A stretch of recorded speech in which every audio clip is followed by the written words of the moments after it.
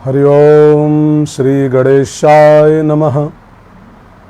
गौरी शंकराभ्यां नमः।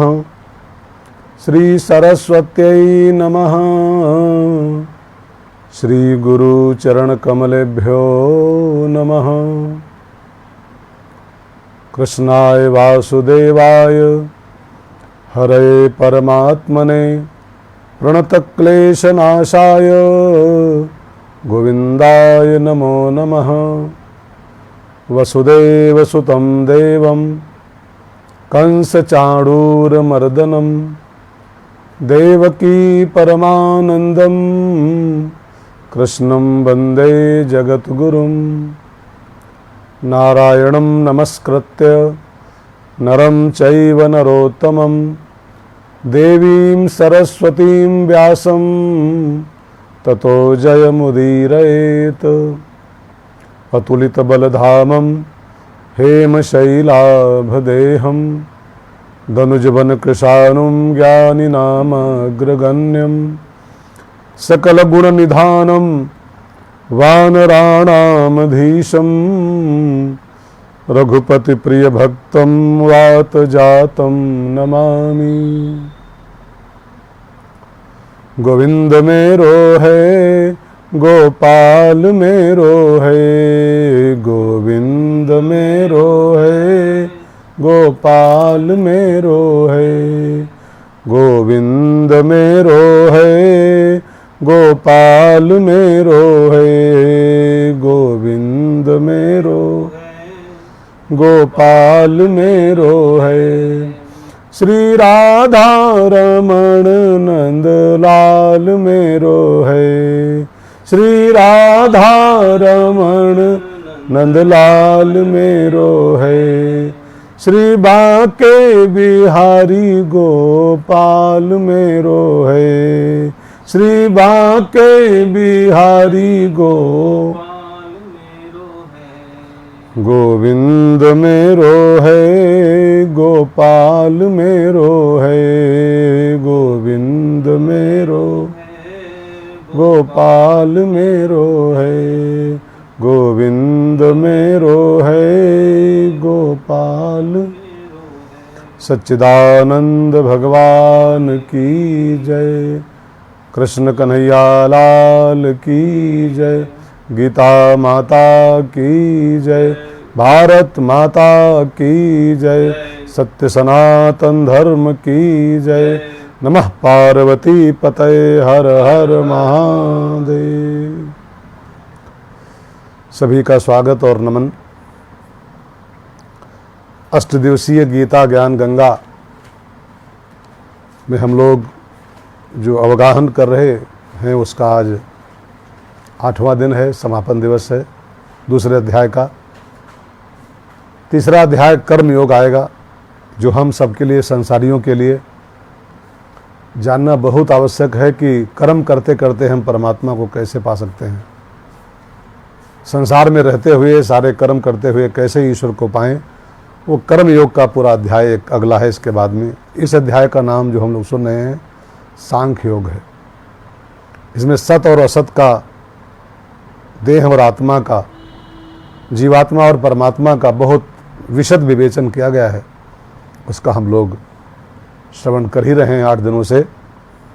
तो सभी श्रोताओं का और विशेष करके इस अध्याय के यजमान जो रहे श्रीमान गौतम सूरी महाराष्ट्र से, इन्होंने अपने माता पिता की, स्वर्गीय श्री जोगिंदर सूरी और स्वर्गीय स्वर्णलता सूरी, इनके माता पिता, इनकी स्मृति में इन्होंने इस कथा का यजमान बनने का संकल्प लिया था। और संजीव गुप्ता भुवनेश्वर से, इन्होंने उमेश अग्रवाल और आशा अग्रवाल अमेरिका से इस अध्याय के यजमान रहे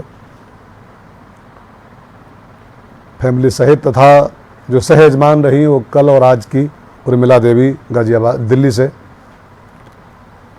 सभी का वंदन करते हुए और इन सभी के थोड़े थोड़े सहयोग से ये कथा पूरे संसार के लोग सुन रहे हैं, अपने घरों से लाइव देख रहे हैं। तो इनका सहयोग रहा और लाखों घरों तक ये बात पहुंच गई, गीता का ज्ञान पहुंच गया।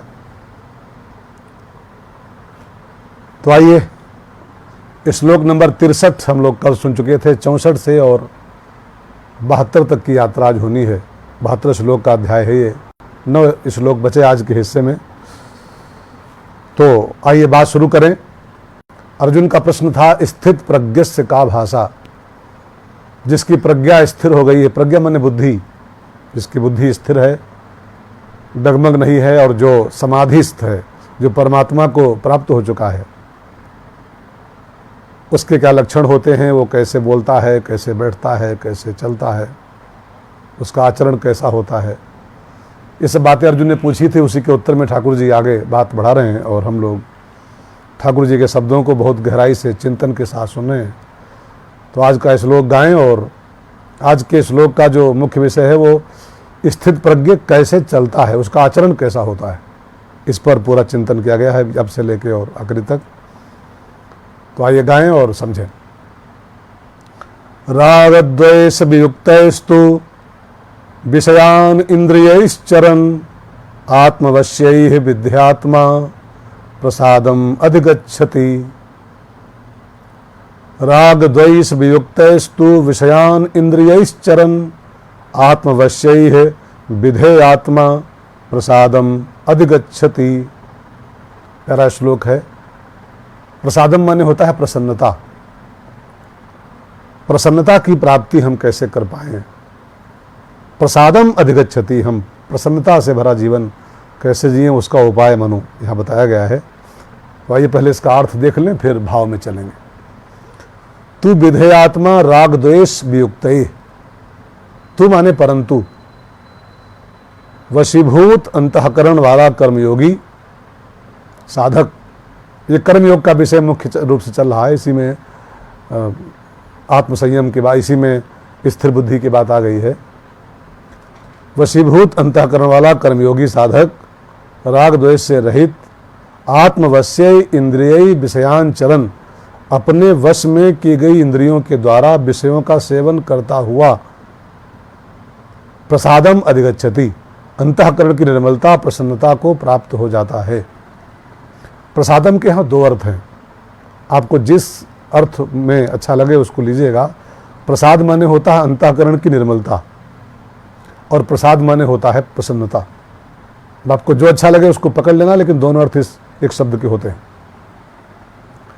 अब उस प्रसादम तक जाने के लिए 2 शर्तें लिखी हैं इसमें, एक विधेयात्मा और दूसरा आत्मवश्य। विधेयात्मा एंड आत्मवश्य। विधेयात्मा माने जिस साधक का अंतःकरण माने मन बुद्धि आदि उसके वश में है, विधेयात्मा। और आत्मवश्य माने जिसकी इंद्रियां वश में है और जो राग द्वेष से रहित है, उसको आत्मवश्य कहते हैं। आत्मवश्य इंद्रियों पर कंट्रोल है और द्वंद्व मुक्त है, जो राग द्वेष आदि सुख दुख आदि द्वंद्वों से परे है, उसको आत्मवश्य कहते हैं। और इन 2 लक्षणों से युक्त जो साधक होते हैं, इन 2 बातें जो जिसमें आ जाएं, ये 2 बातें, तो इंद्रियों का सेवन, इंद्रियों से विषयों का सेवन भी करता है अगर वो, तो भी उसका पतन नहीं होता है। देखो, आंखों पे पट्टी नहीं बांधनी है, भगवान ने आंखें दिया है तो रामायण कहती है अवश्य देखिए, देखिए देखने योग्य चीजों को। कानों में रुई नहीं ठूसनी है, बस अपने को अनुशासित करते हुए और राग द्वेष से मुक्त रहते हुए विषय सेवन भी पतन नहीं करता है। इस श्लोक के अनुसार इंद्रिय चरण, अगर इंद्रियों में हम चर भी रहे हैं, उनका विषयों का सेवन भी कर रहे हैं, राग द्वेष से मुक्त रहें, अंतःकरण को बस में रखें और इंद्रियों को बस में रखें, तो विषयों का थोड़ा बहुत सेवन भी कर लें तो भी पतन नहीं होगा। ध्यान देना, भोग बुद्धि से किया हुआ विषय सेवन पतन कारक होता है। जब हम किसी विषय का सेवन भोग बुद्धि से करते हैं तो वो पतन करता है। राग द्वेष से रहित होकर विषयों का सेवन करने से साधक अंतःकरण की स्वच्छता यानी प्रसन्नता प्राप्त करता है। देखो, बहुत ध्यान दे के सुनना है, ये स्थित प्रज्ञ की भाषा है, बहुत गूढ़ विज्ञान है इस 18 श्लोक में। एक विभाग होता है भोग का और एक विभाग होता है योग का। भोग और योग 2 डिपार्टमेंट होते हैं।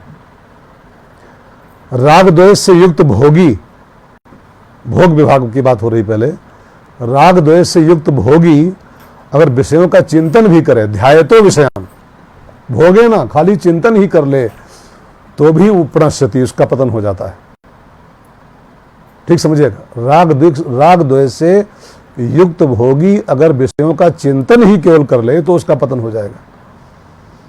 पर राग द्वेष से मुक्त योगी अगर विषयों का सेवन भी कर ले तो भी उसका पतन नहीं होता है, बल्कि वो अंतःकरण की निर्मलता और प्रसन्नता, प्रसादम अधिगच्छति, प्रसन्नता की प्राप्ति कर लेता है। जैसे किसी ने संन्यास ले लिया, अब संन्यास ले लिया तो संन्यास के बाद में बहुत कुछ वर्जित हो जाता है, बहुत कुछ मना होता है। अब सन्यासी को खाने को हलवा पूरी मिल जाए, बढ़िया देसी घी का हलवा पूरी, तो वो कहता है कि आज के प्रारब्ध में हलवा पूरी लिखा था, आज मेरे भाग्य में लिखा था तो मैं खा रहा हूं। अगर कल चने मिले बाई चांस तो वो मान लेता है कि आज के भाग्य में हमारे चने लिखे थे, चने खा रहा हूं। लेकिन वो दोनों तरीकों से हलवा पूरी खाता है, तब भी चने खाता है, तब भी कुछ नहीं पाता है, खाली पानी पी के सोया, तब भी वाह वाह रे मौज फकीरा दी। योगी अगर थोड़ा बहुत विषयों का भोग कर भी ले राग द्वेष से मुक्त होकर के, तो भी वो उसका पतन नहीं होता है। मान लो डल्लभ के गद्दे पर सोने मिल गया सन्यासी को, किसी के यहाँ गया, किसी भक्त के यहाँ, डल्लभ का मोटा गद्दा, स्लिप वेल डल्लभ, वो मिला सोने को, एसी रूम, तो मान लेता है कि मेरा प्रारब्ध है कि डल्लभ का गद्दा मिला है मेरे भाग्य में, आज एसी रूम में सो रहा हूँ। लेकिन अब कोई कहे कि नहीं, अब तो डल्लभ के बिना हमको चैन नहीं आता है, डल्लभ गद्दा ना मिले तो हमको नींद नहीं आएगी, जमीन पे हम सो नहीं पाएंगे, तो इसका मतलब हुआ कि उसको डल्लभ के गद्दे में आसक्ति हो गई। फिर अब आप फिर उसमें बंध गए डल्लभ के गद्दे में। गद्दा डल्लभ का मिल जाए वो बुरा नहीं है, राग द्वेष से मुक्त होकर उसको भोग लो, आराम से सो। लेकिन जब अगले दिन कोई कुछ नहीं मिले, जमीन पे सोना पड़ जाए, तो भी आपको वही प्रसन्नता होनी चाहिए। ये योग का लक्षण है, योगी की परिभाषा है। और ध्यान देना, जिस चीज के बिना आप रह नहीं सकते हो, उससे आप बंध गए हो, और बंधन हमेशा दुखदायी ही होता है, बंधन कोई भी हो। रामायण में गोस्वामी जी कहते हैं, पराधीन सपने हूं सुख नाही। जो किसी चीज के अधीन हो गया, किसी भी चीज के अधीन हो गया, वो फिर सुखी नहीं हो सकता है। मनुस्मृति में मनु महाराज जी से पूछा गया कि सुख क्या है और दुख क्या है, तो मनु जी ने बड़ा बढ़िया उत्तर दिया मनुस्मृति में, सर्वम परवसम दुखम। जो सर्वथा परवश है पदार्थों के, व्यक्तियों के, वस्तुओं के, तो सर्वम परवसम दुखम और सर्वम आत्मवशम सुखम। जो आत्मवश है, वस्तुओं के वशीभूत नहीं है, आत्मसंतुष्टा, वो हमेशा सुखी रहता है। तो जो परवश है वो दुखी है, जो सबस है वो सुखी है। परतंत्रता ही दुख है और स्वतंत्रता ही सुख है। तोता होता है ना, पैरट, वो जंगल में खट्टे मीठे फल ढूंढता घूमता रहता है, इस पेड़ से उस पेड़, उस पेड़ से उस पेड़, खट्टा मीठा फल खाता रहता है, परेशान रहता है। अब कोई उससे कहे कि तुम मेरे घर चलो, मैं तुमको सोने के पिंजरे में रखूंगा, सोने के पिंजरे में, और सोने के कटोरे में दूध भात खिलाऊंगा, दूध भात, तो वो कहेगा कि मुझे जंगल में खट्टे मीठे फल खाना मंजूर है, लेकिन तुम्हारे पिंजरे में रह करके सोने के कटोरे में दूध भात खाना मंजूर नहीं है। जो आनंद स्वतंत्रता में है, परतंत्रता में कहाँ है, पिंजरे में कहाँ है वो। भाई बहनों, ऐसे ही जब हम किसी चीज के पिंजरे में बंद हो जाते हैं कि इसके बिना तुम्हारा नहीं चलेगा, तो उसके हम गुलाम हो जाते हैं। तो भगवान के कहने का तात्पर्य यही है कि या तो विषयों का सर्वथा त्याग करो, और यदि विषयों का सेवन करना ही पड़े तो न तो विषयों में राग हो और न विषयों में द्वेष हो। बस उसको मिल गई तो भाग्य मान के भोग लो, और न मिले तो लिखो, मान लो कि हमारे भाग्य में नहीं था तो नहीं मिला। मिल गया तो प्रारब्ध, और चला गया तो प्रारब्ध समाप्त, भाग्य खत्म। यदि अनुकूल आ गया तो मानो प्रारब्ध आ गया, और चला जाए तो भोग लो, उसके प्रति आसक्ति मत रखो, चला जाए तो चला जाए। अब कुछ प्रतिकूल आए, मान लो हर जगह डल्लभ ही नहीं, कभी कई बार बहुत कुछ और प्रतिकूल भी आता है, तो ये मानो कि हमारे किसी कर्म का भोग है और ये काटने से ही कटेगा, हाय तौबा से नहीं कटने वाला है। है ना। जो नसीब में लिखा है उसको काटना ही पड़ेगा, खाली हाय हाय से कुछ नहीं होता है। तो जो व्यक्ति अपनी इंद्रियों को वश में रखता है, ऐसे व्यक्ति का अंतःकरण सदा प्रसन्न रहता है। ये चौथे प्रश्न का उत्तर भगवान ने इसमें दिया है कि स्थितप्रज्ञ कैसे चलता है। तो वो चलता है आत्म प्रसन्नता की ओर चलता है। इस श्लोक का शब्द क्या था, याद करिए, प्रसादम अधिगच्छति। वो प्रसन्नता की ओर यात्रा करता है। भगवान आगे बोले, जब प्रसन्नता की ओर चलेगा और प्रसन्नता की प्राप्ति हो जाएगी तो उसका फल क्या होगा। तो भगवान आगे बोले हैं, बहुत प्यारा श्लोक है, सब लोग समझिए और गाइए। प्रसादे सर्व दुखानां हानिरस्योपजायते प्रसन्न चेतसो ह्याशु बुद्धि पर्यवतिष्ठते। भगवान कहते हैं, प्रसादे अस्य सर्व दुखानां हानि उपजायते।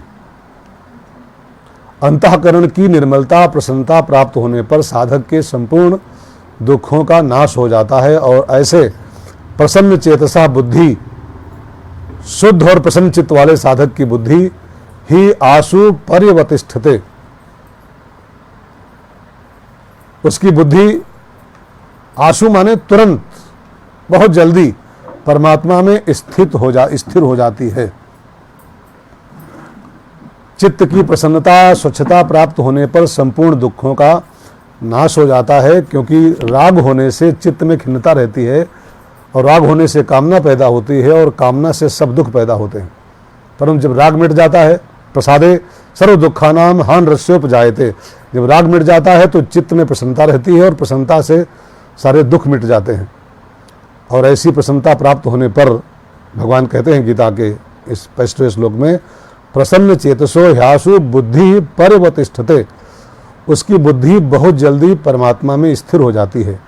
जिसका चित्त स्वच्छ हो जाता है, प्रसन्न रहता है, उसकी बुद्धि बहुत जल्दी परमात्मा में स्थिर हो जाती है। अब आगे के 2 श्लोक में भगवान कहते हैं, जिनके मन बुद्धि इंद्रियां जीते हुए नहीं हैं, जिनका मन पर बुद्धि पर इंद्रियों पर कंट्रोल नहीं है, ऐसे मनुष्य को सुख शांति प्राप्त नहीं हो सकते हैं। भगवान आगे बिल्कुल चैलेंज के साथ बोले हैं, गारंटी के साथ, कि जिसकी इंद्रियां कंट्रोल नहीं है, मन पर कंट्रोल नहीं है, उसको कभी सुख शांति प्राप्त नहीं हो सकती। नास्ति बुद्धि अयुक्तस्य न च अयुक्तस्य भावना न च अथावता शांति अशांतस्य कुतः सुखम। नास्ति बुद्धि अयुक्तस्य न च अयुक्तस्य भावना न च अभावतः शांति अशांतस्य कुतः सुखम। श्लोक नंबर 66 दूसरे अध्याय का जो है, अयुक्तस्य बुद्धि न अस्ति। बहुत प्यारे शब्द हैं, इस श्लोक के ध्यान देकर सुनना है। जिसके मन और इंद्रियां संयमित नहीं हैं, ऐसे मनुष्य की व्यवसायत्मका बुद्धि नहीं होती है। मैंने आपसे कह रखा है बीच में, भगवान ने इस शब्द का खूब बढ़िया प्रयोग किया था। व्यवसायत्मका बुद्धि माने परमात्मा में लगी हुई बुद्धि, जिसका लक्ष्य बिल्कुल निश्चित है परमात्मा। तो जिसकी इंद्रियां और मन संयमित नहीं है, ऐसे मनुष्य की बुद्धि व्यवसायत्मका बुद्धि नहीं होती है। च अयुक्तस्य भावना न, और व्यवसायत्मका बुद्धि न होने से उस अयुक्त मनुष्य में निष्काम भाव अथवा कर्तव्य परायणता का भाव नहीं होता है। और अभावतः शांति न, निष्काम भाव न होने से उसको शांति नहीं मिलती है। और च अशांतस्य सुखम कुतः, फिर शांति रहित मनुष्य को सुख कैसे मिल सकता है। देखो, ये जो चैप्टर चल रहा है ना, इसका मूल विषय है कर्मयोग। वैसे तो मूल सब्जेक्ट जिसका है पूरे अध्याय का वो तो सांख्य योग है, लेकिन भगवान ने 2 अध्याय में ज्ञान योग, कर्मयोग और भक्ति योग तीनों का समावेश किया है। तो अभी जो चल रहा है चैप्टर, इसका नाम कर्मयोग है। ये कर्मयोग की व्याख्या में चल रहा है। और कर्मयोग में मन और इंद्रियों का संयम बहुत मुख्य होता है। विवेक पूर्वक संयम किए बिना कामनाएं नष्ट नहीं होती हैं, और कामनाओं के नष्ट हुए बिना बुद्धि की स्थिरता नहीं रहती है। इसलिए भगवान कहते हैं, जिसका मन और इंद्रिय संयमित नहीं है, स्थिर नहीं है, कंट्रोल नहीं है, उसके अंदर मुझे माने भगवान को पाना है, ऐसी निश्चयात्मका बुद्धि पैदा नहीं होती है। वो कामनाओं में ऐसा फंसा रहता है, जिसका मन और इंद्रिय कंट्रोल नहीं, वो कामनाओं में उलझा रहता है इतना कि मुझे भगवान को भी पाना है, ऐसा निश्चय उसकी बुद्धि में पैदा ही नहीं होता है। और ये इसको खाली सुनना नहीं, अपने को चेक करो, चेक करो। संसार के 90% तो मैंने थोड़ा कम बोल दिया है, थोड़ा और बढ़ा दो इसको। लोग अपने अपनी छाती पर हाथ धर के देखो, मुझे भगवान को ही पाना है, ये निश्चय है दृढ़? कहीं पर नहीं है, क्योंकि हम इतना उलझे हुए हैं कामनाओं में। अच्छा, कोई माने कि ये सब पूरा हो जाए तो तब हम भगवान को पाने की इच्छा करेंगे, तो इस स्मशान घाट के पहले नहीं पूरा होने वाला है। एक अगर पूरा हो जाएगा तो 14 आगे और खड़े हो जाएंगे, अब उनमें जूझो। फिर होगा कि ये 4 इच्छाएं और निपट जाए, फिर आगे तो बस भगवान को खाली पाना है। 4 पूरी करो, 44 आगे और खड़े मिलेंगे। ऐसे ऐसे मौत आ जाती है। इसलिए भगवान कह रहे हैं कि कामनाओं के रहते जिसके मन और इंद्रियां संयमित नहीं हैं, उसके अंदर मुझे भगवान को पाना है, ऐसी निश्चयात्मक बुद्धि, व्यवसायत्मक बुद्धि पैदा ही नहीं होती। असंयत और अनुशासनहीन मनुष्य में भगवान को पाने की निश्चयात्मक बुद्धि नहीं होती है। नाना प्रकार के भोगों की आसक्ति और कामना के कारण उसका मन विक्षिप्त रहता है, और इस कारण वह अपने कर्तव्य का निश्चय करके अपनी बुद्धि को परमात्मा के स्वरूप में स्थित नहीं कर सकता है। और एक बात ध्यान देना, और ऐसे आदमी के हृदय में भावना भी नहीं रहती कि मुझे अपने कर्तव्य का पालन करना है और फल की कामना का त्याग करना है। ध्यान देना, हमारी भावना भी हमारी प्रतिभा है। मैंने एक शब्द सुना है अंग्रेजी में, IQ लेवल, IQ, और लेकिन दूसरा एक शब्द होता है EQ लेवल। ये दोनों हमारी प्रतिभाएं होती हैं। अगर IQ लेवल से नौकरी मिलती है, IQ लेवल माने बुद्धि क्षमता, बुद्धि की प्रतिभा, आपकी ज्ञान प्रतिभा, आपका नॉलेज, IQ लेवल। लेकिन दूसरा होता है EQ लेवल, माने आपकी भावनात्मक प्रतिभा, आपकी भावनाएं। IQ लेवल से आप इंटरव्यू पास करके और लिखित परीक्षा पास करके नौकरी पा सकते हो, लेकिन अगर आपका EQ लेवल माने भावनाओं का लेवल बढ़िया नहीं है, तो आपकी नौकरी मिल जाएगी फिर छूट जाएगी, टिक नहीं पाओगे, आप टिक नहीं सकते हो। खाली IQ लेवल पर्याप्त नहीं होता है, इंसान के अंदर भावनाओं की प्रतिभा भी चाहिए। लेकिन ऐसे डगमग बुद्धि में न कर्तव्य परायणता पैदा होती है, न भावनाएं पैदा होती हैं, इसलिए वो कहीं टिक नहीं पाता है। फिर जिसमें कर्तव्य परायणता की भावना न रहती है, उसको शांति नहीं मिलती है। उसमें काम, क्रोध, राग, द्वेष, ईर्ष्या, लोभ के कारण हर समय जलन बनी रहती है, जलन, और इसलिए उसको शांति नहीं मिलती है। और चित्त में शांति न होने से किसी भी अवस्था में किसी भी उपाय से मनुष्य को सुख नहीं मिल सकता है। अशांतस्य कुतः सुखम, भगवान ने कहा है श्लोक में, जिसके अंदर शांति नहीं है उसको सुख कतई नहीं मिल सकता है। जिसकी इंद्रियां संयमित नहीं है, उसकी बुद्धि एक निश्चय नहीं होती है, उसको फिर अशांति रहती है, फिर उसको सुख नहीं मिलता है। अब भगवान से एक सवाल पैदा होता है भगवान के प्रति कि ठाकुर जी, आप जो कह रहे हो, जिसकी इंद्रियां संयमित नहीं हैं, जिसकी बुद्धि एक निश्चय नहीं है, इसका कारण क्या है कि हम इंद्रियों पर कंट्रोल क्यों नहीं कर पाते हैं? हमारी बुद्धि एक परमात्मा की प्राप्ति का निश्चय क्यों नहीं कर पाती? इसका कारण क्या है? तो भगवान बोले, इसका कारण बड़ा गंभीर है, ध्यान देकर सुनो, कि हम परमात्मा को पाने का निश्चय क्यों नहीं कर पा रहे हैं, हमारी इंद्रियों पर हम कंट्रोल क्यों नहीं कर पा रहे हैं, मन पर। तो भगवान कहते हैं, इंद्रियाणाम ही चरताम यन मनो अनुविधीयते तदसि हरति प्रज्ञाम वायुर्नाव मिवाम्भसी। ही चरताम इंद्रियाणाम यत मनः अनुविधीयते। कारण ही मन होता कारण, कारण की अपने अपने विषयों में विचरती हुई इंद्रियों में से एक ही इंद्रिय जिस मन को अपना अनुगामी बना लेती है, अनुगामी माने कंट्रोल कर लेती है मन के ऊपर, तत् अंभसी नावम वायु इव अस्य प्रज्ञाम हरति। वो अकेला मन जल में नौका को वायु की तरह उसकी बुद्धि को हर लेता है। भगवान के शब्द हैं, थोड़े गंभीर और गूढ़ तो ही हैं, ध्यान देना पड़ता है, तब गीता समझ में आती है। देखो, मनुष्य का जन्म केवल परमात्मा की प्राप्ति के लिए मिला हुआ है। अब इसको गंवा दो तो गंवा दो, आपकी मर्जी है, लेकिन ये मनुष्य का जन्म 84 लाख जन्मों के बाद केवल और केवल और केवल परमात्मा को पाने के लिए मिला हुआ है। इसलिए मुझे तो केवल परमात्मा की प्राप्ति करनी है, चाहे जो हो जाए, चाहे मुझे अपना घर छोड़ना पड़ जाए, चाहे मुझको अपनी बड़े से बड़ा मेरी हानि हो जाए, बड़ी से बड़ी। कबीरदास ने कहा भी था, जो घर फूंके अपना जो चले हमारे साथ, चाहे जो हो जाए मुझे भगवान की प्राप्ति करनी है। ऐसा अपना ध्येय दृढ़ होना चाहिए, निश्चय दृढ़ होना चाहिए। और जब ध्येय दृढ़ होने से एक परिणाम इसका होता है, जब निश्चित लक्ष्य हो जाएगा मुझे परमात्मा की प्राप्ति करनी है चाहे जो हो जाए, तो फिर भोगों की आसक्ति हट जाती है और तब एक निश्चयात्मका बुद्धि अंदर से पैदा होती है कि मुझे भगवान को पाना है।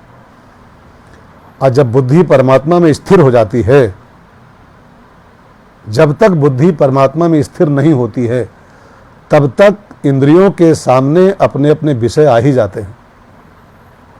अगर आपका निश्चय परमात्मा नहीं है तो आपकी इंद्रियों के सामने, आँख के सामने पिक्चर आ जाएगी, कान के सामने कुछ और आ जाएगा, जिह्वा के सामने समोसा आ जाएगा, चाट आ जाएगा, पानी पूरी आ जाएगी, आई सब समाज में बिखरा ही पड़ा चारों तरफ।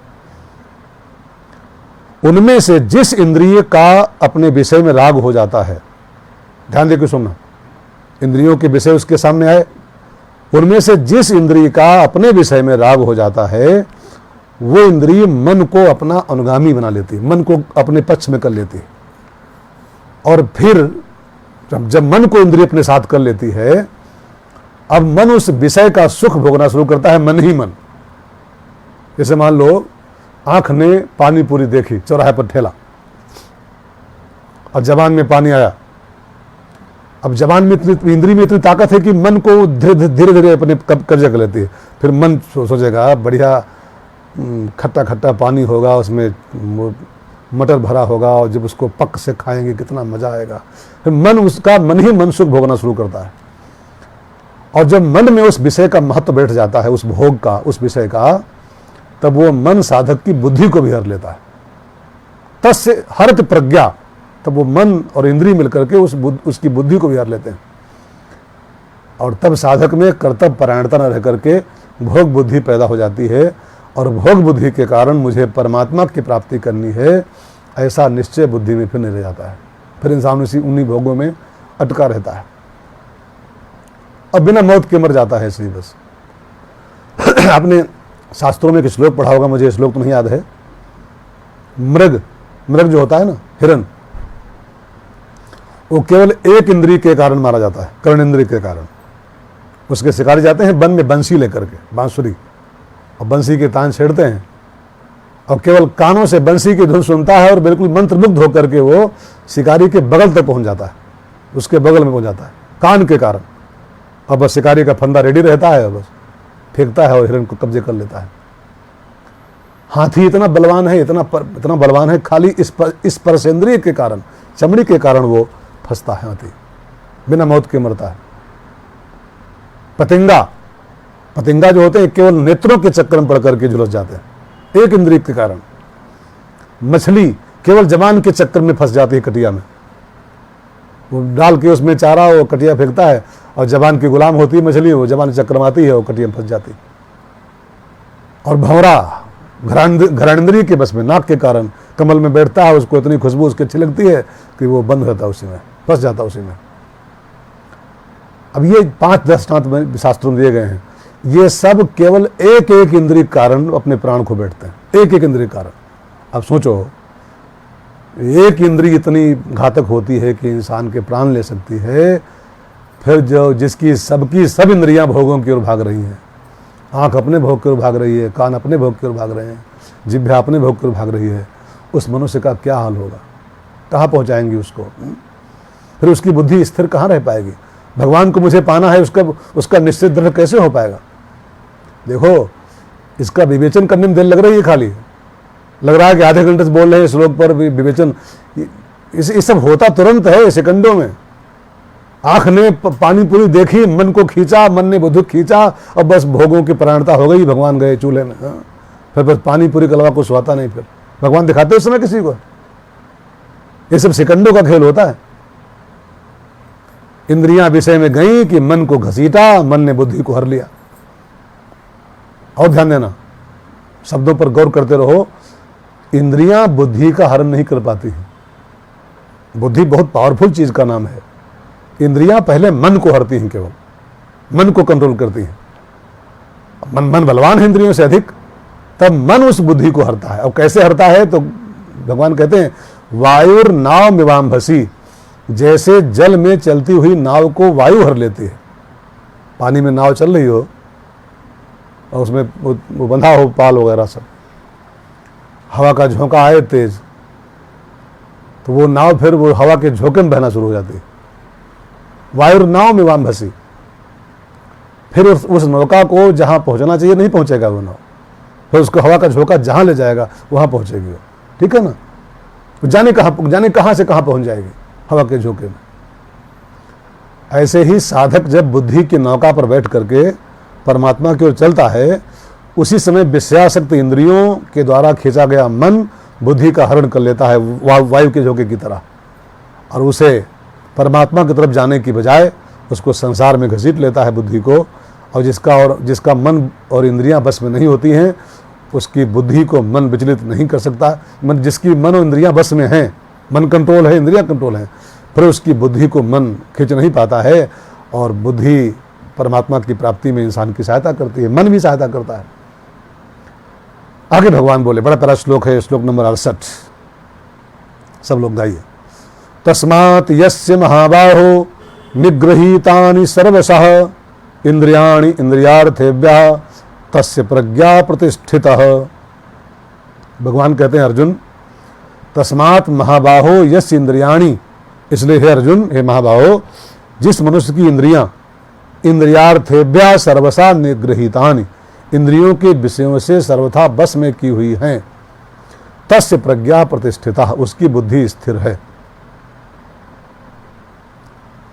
आप परसों शुरू हुआ ये 18 श्लोक का, कि कल शुरू हुआ था, परसों शुरू हुआ, परसों सुन रहे हो।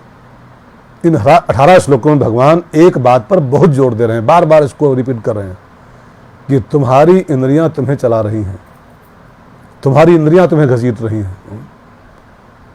इंद्रियां घसीटती हैं, इंद्रियों के पीछे मन भागता है, और फिर मन इंद्रियां मिलकर के बुद्धि को घसीट लेते हैं, बुद्धि को कंट्रोल कर लेते हैं। जानते हैं बुद्धि किस चीज का नाम है? वेद में लिखा है आत्मा रथी है और बुद्धि सारथी है। बुद्धि सारथी है। अब जरा गौर करो, जब आपका सारथी ही घसीट लिया जाएगा, जब सारथी ही कंट्रोल कर लिया जाएगा, तो आपकी इस गाड़ी को भगवान तक कैसे पहुंचाएगी वो, बिना सारथी की गाड़ी? बुद्धि सारथी मानी गई है। इसलिए बुद्धि को परमात्मा में प्रतिष्ठित करना बहुत आवश्यक है। 18 श्लोक इसी बात पर स्थित प्रज्ञा, उसकी बुद्धि स्थित है भगवान में। किसकी? तो भगवान उसी की व्याख्या परसों से कर रहे हैं, आप सुन रहे हो गीता के श्लोकों में। इस श्लोक का तात्पर्य ये है, जिसको आपने भी कहा है, कि साधक को दृढ़ता से निश्चय कर लेना चाहिए कि मेरा लक्ष्य परमात्मा की प्राप्ति करना है, भोगना या संग्रह करना मेरा लक्ष्य नहीं है। अगर ऐसी सावधानी निरंतर बनी रही तो उसकी बुद्धि स्थिर हो जाएगी, परमात्मा में एकदम टिक जाएगी उसकी बुद्धि। और मुझे संसार के भोगना है, मुझे बच्चों के लिए, परपोतों के लिए, पोतों के लिए जमा करना है, तो उस आदमी की बुद्धि भगवान में स्थिर कभी हो नहीं सकती। आपने कभी क्रिकेट का खेल देखा? क्रिकेट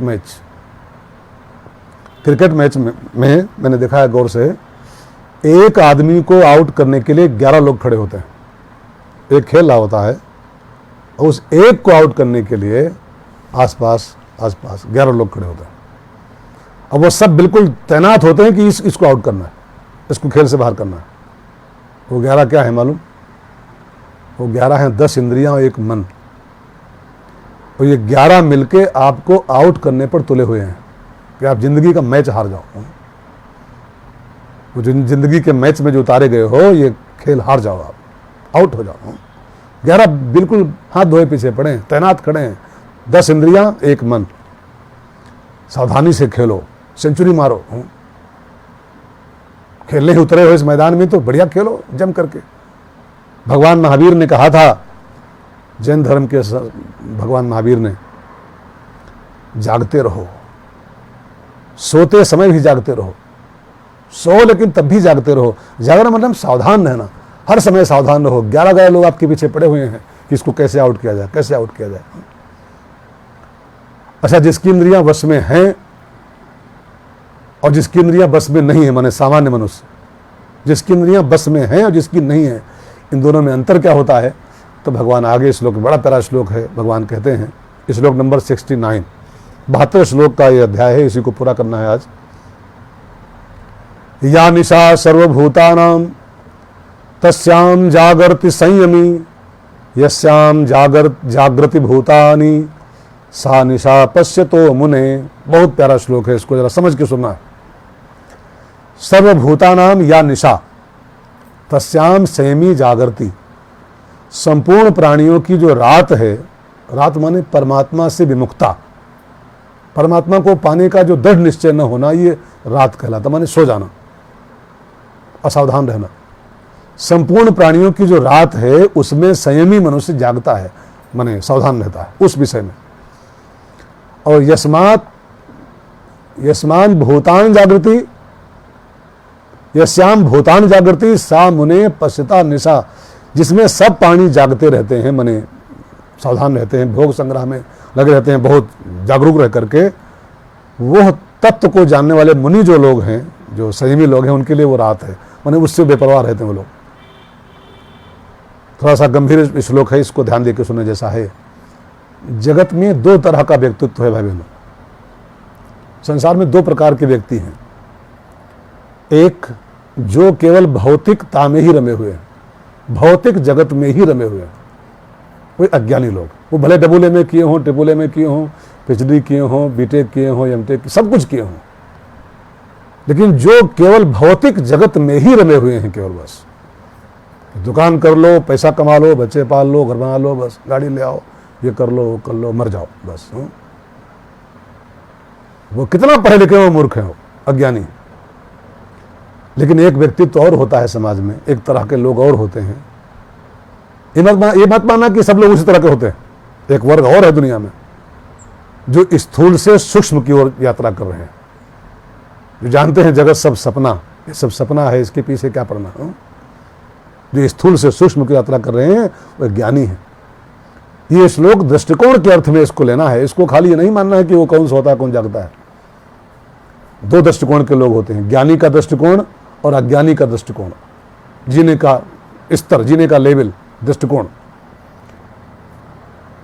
जिसमें ज्ञानी को रस आता है, माने जिसमें ज्ञानी जागता है, सावधान रहता है, जिस तत्व के लिए सामान्य लोग कहते हैं कि ये पागल है, ये पागल है, माला कर रहा है, मंदिर जा रहा है, दुनिया कहाँ दुकान खोल रही, दुनिया पैसा कमा रही, ये माला कर रहे हैं बेटे। सामान्य लोगों ने कहा पागल होता है।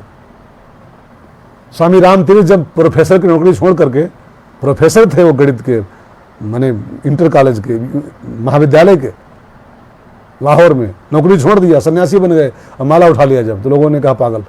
नौकरी छोड़ के अच्छी खासी अच्छा भला पैसा कमा रहा था, मकान पाया था, गाड़ी पाया था, नौकर पाया था 50 ठो, नौकरी छोड़ के सन्यासी हो गया, माला करने लगा, पागल हो गया है। तो स्वामी राम तीर्थ ने कहा था, इन बिगड़े दिमागों में भरे अमृत के लच्छे हैं, हमें पागल ही रहने दो, हम पागल ही अच्छे हैं। अगर भजन करने वाला तुम्हारी निगाह हम पागल है तो हम पागल ही अच्छे हैं। लेकिन एक दृष्टिकोण अज्ञानी का होता है इस संसार में। अज्ञानी का जो रस है ना, ज्ञानी को उसमें रुचि नहीं होती। अब अज्ञानी खाओ पियो मौज करो, दुकान कर लो, पैसा कमा लो, ये कर लो, वो कर लो। अब ज्ञानियों को उसमें इंटरेस्ट नहीं होता है, वो जानते हैं सब सपना है, सब बकवास है, क्या करने आए हैं, क्या कर रहे हैं। 2 प्रकार के दृष्टिकोणों की चर्चा इस श्लोक में है। या निशा सर्वभूतानाम, जो सबके लिए रात है उसमें ज्ञानी जागता है, और जिसमें सब लोग जाग रहे हैं उसमें ज्ञानी सोता है। सा निशा पश्यतो मुने, उसको रात मानता है। इसका मतलब क्या है? जिसकी इंद्रियां और मन बस में नहीं है, जो केवल भोगों में आसक्त है, वे सब परमात्म तत्व की ओर से सोए हुए हैं, माने रात है उनके लिए, बेहोश हैं वो। भगवान क्या होता है? पैसा कमाओ, पैसा कमाओ, घर चलाओ, भगवान क्या होता है? उनको नाम दिया गया भूता नाम, या निशा सर्वभूता नाम, उनको भूता नाम कहा गया। भूता नाम माने पशु पक्षी, पशु पक्षी। जो केवल खाने पीने का ही जुगाड़ कर में लगे रहें, केवल कमाने खाने जुगाड़ खाली करते रहें, उसको मनुष्य कहलाने का अधिकार नहीं। भूतानाम है, वो प्राणी है केवल, वो पशु पक्षियों की तरह एक जीव है, बस प्राणी है केवल। खाना पीना इस जीवन का उद्देश्य है, भोग संग्रह इसका उद्देश्य है। ये तो काम पशु पक्षी भी कर लेते हैं। उन मनुष्यों की गणना भगवान साफ साफ भूतानाम में कर रहे हैं, पशु पक्षियों में कर रहे हैं। पशु पक्षी हैं लोग, वो दाना चुग रहे हैं खाली, बस बच्चे पाल रहे हैं केवल। ऐसे मनुष्य और पशु पक्षी दोनों ही परमात्मा की तरफ से सोए हुए हैं। अच्छा, आपने किसी कुत्ते को भगवान को पाने का प्रयास देखा कि वो माला कर रहा है, कि वो हरिद्वार गया है, कि कथा सुनने आया है? वो खाली पेट का जुगाड़ कर रहा है, बच्चे पाल रहा है, बस बच्चे पैदा कर रहा है। तो जैसे भगवान की ओर से ये पशु पक्षी सोए हुए हैं, गफलत में हैं, परमात्मा को पाना है उसका उनको ख्याल भी नहीं है, ऐसे ही जो पशु पक्षियों की तरह खाली बच्चे पालना और पैसा कमाना इसी में लगे हुए हैं, उनको भगवान ने साफ साफ भूतानाम कह करके उनकी तुलना पशु पक्षियों से कर दिया है। ये उनकी रात है, सोए हुए लोग हैं सब, मोह निशा सब सो निहारे, सब सो रहे हैं। लेकिन तस्याम जागृत संयमी, जिसमें और लोग सो रहे हैं, भोगी लोग, तस्याम उस क्षेत्र के लिए, माने भगवान की प्राप्ति के लिए जो और मनुष्यों की रात है, उसमें परमात्मा की विमुखता है, उसमें संयमी जागता रहता है, सावधान रहता है उस मामले में। संयमी कौन? जिसका मन और इंद्रियां बस में हैं, जो भोग संग्रह में आसक्त नहीं है और जिसका ध्येय केवल परमात्मा है, उसको बोलते हैं संयमी। संयमी मनुष्य, जागता हुआ इंसान, जो अपने स्वरूप को जानना चाहता है, अपने परमात्मा तत्व को जानना चाहता है, वो जागता हुआ आदमी। और दूसरी बात लिखी है, श्याम जागृत भूतानी सा निशा पसते मुने।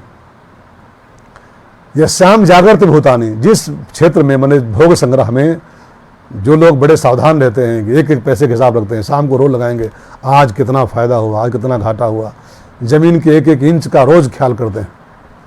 हमारा वहाँ एक प्लाट पड़ा है वहाँ, और हफ्ते में 2-4 बार राउंड लगाएंगे, कोई 1 इंच जमीन कब्जा तो नहीं कर लिया हमारी, एक पैसा कहीं देने में तो नहीं हो गया।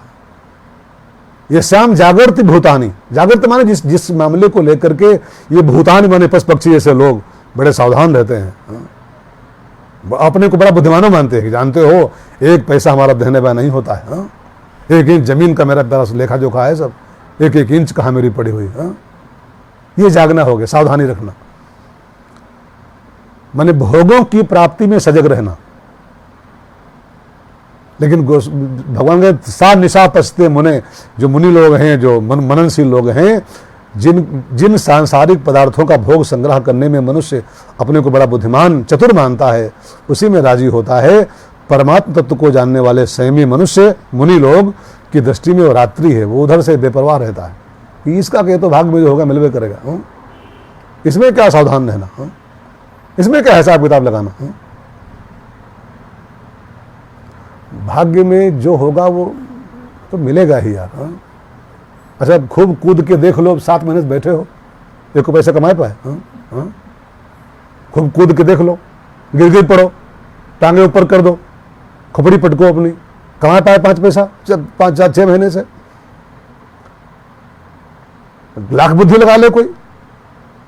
लेकिन जिसमें इंसान अपने को होशियार मानता है कि हम बड़े होशियार मामले में हैं, परमात्म तत्व को जानने वाले संयमी मनुष्य की दृष्टि में वो रात है, उधर से बेपरवाह रहते हैं वो लोग कि वो इसमें क्या परवाह करना, जो भाग्य में होगा मिलेगा, और जो नहीं होगा उसके लिए हम लाख खुपड़ी पटक लें अपनी, वो नहीं होगा तो नहीं मिलेगा। जैसे एक बात समझो ध्यान दे करके, जैसे बचपन में हम लोग देखते थे गाँव में बच्चे खेलते थे, वो कंचा वंचा हो, कंकड़ पत्थर, हम भी खेले हैं, आप भी खेले होंगे, वो कंकड़ पत्थर होते थे। तो जब कंकड़ मिल जाते थे बड़े खुश होते हम लोग, 2-4 गोली जीत लिया, कंचा हो, 2-4 पत्थरा उथरा इकट्ठा कर लिया, तो बड़ा खुश, अरे बाज 15 गोली हम जीत गए, 15 गोली जीते, 15 कंचा हमारी थैली में आ गई, बड़ा लाभ हो गया हमारा। अगर नहीं मिलते, हार जाते थे हम लोग वो कंकड़ पत्थर, तो दुखी होते थे कि अरे आज तो 10 गोली हार गए, 10 कंचा हार गए। ये सब खेल हम भी खेले हैं बचपन में बच्चों साथ में, इसलिए कह रहे हैं, अनुभव है। परंतु अब उसी खेल को, जिसको बच्चे खेल के खुश होते हैं, जीतते हैं तो खुश होते हैं, हारते हैं तो दुखी होते हैं, अब उसी खेल को कोई बड़ा आदमी, वो एक समझदार व्यक्ति, कोई साधु टाइप का आदमी, समझदार व्यक्ति खड़ा देख रहा हो, तो उसकी निगाह में कंकड़ पत्थर का कोई महत्व है? वो जो गोलियां वो जीत हार रहे हैं, कोई महत्व है? समझदार व्यक्ति समझता है कि ये गोली जीत भी गए तो क्या जीते और हार भी गए तो क्या हारे, कंकड़ पत्थर में क्या रखा है? मिल गए तो क्या लाभ है, हार गए तो क्या हानि है इसमें? ऐसे ही जो मननशील व्यक्ति होते हैं, जागृत लोग, वो मानते हैं कि इन कंकड़ों पत्थरों की भांति संसार के सब साधन जो अगर हम इकट्ठा भी कर लें, कुछ पा भी जाएं, तो इससे कौन सा लाभ है, और न मिले तो कौन सी हानि है, कौन सी हानि हो जाएगी? संसारी लोग संसार के भोगों को ही सब कुछ मानते हैं, उनके लिए परमात्मा को प्राप्त करना जरूरी नहीं है, वे उस तत्व को रात्रि मानकर सोए पड़े रहते हैं। लेकिन जो कर्मयोगी होते हैं, संयमी होते हैं, वे हर समय सावधान होकर परमात्मा का चिंतन करते हैं। और संसारी व्यक्ति जैसे पैसों और पदार्थों और भोगों को लेकर सावधानी रखता है, जागृत रहता है, लेकिन संत उस तरफ से सोए रहते हैं। संसारी की दृष्टि में परमात्मा को प्राप्त करना जरूरी नहीं है, और ज्ञानी की दृष्टि में भोगों को प्राप्त करना आवश्यक नहीं है।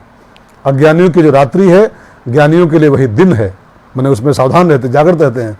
और ज्ञानियों की जो रात्रि है, माने जिसकी ओर से वो बेपरवाह हैं, वो अज्ञानियों के लिए वही दिन है, वो उसमें सावधानी बरतते हैं। वेद भगवान कहते हैं, वेद में लिखा हुआ है, मृत्योर माँ अमृतम गमय। मृत्योर माँ, कि हे मनुष्य, हे मानव का चोला पाए हुए मनुष्य, तू मृत्यु की ओर मत जा, तू अमृत की ओर चल। मृत्योर माँ, मौत की ओर मत जा, अमृत की ओर चल। असतो माँ सदगमय, तू असत की ओर मत दौड़, सत की ओर चल। सपने के पीछे कहा भाग रहा है?